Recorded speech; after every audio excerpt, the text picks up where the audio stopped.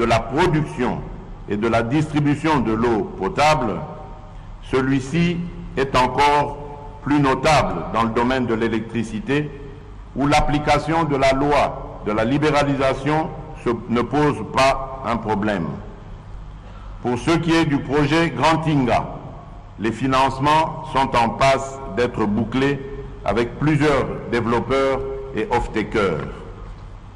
Il est évident que quand ces ouvrages seront totalement opérationnels, la République démocratique du Congo reprendra son rôle de leader africain de l'énergie pour le bien-être de toutes ses populations et même du continent.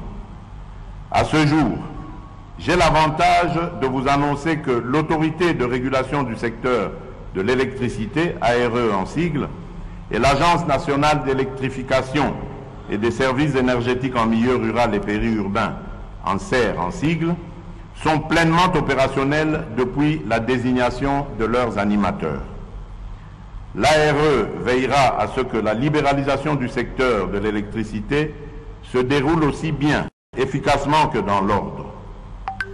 Tandis que l'ANSER, qui est une première, s'occupera enfin de l'électrification de nos villages qui n'auront été que très oubliés jusqu'ici.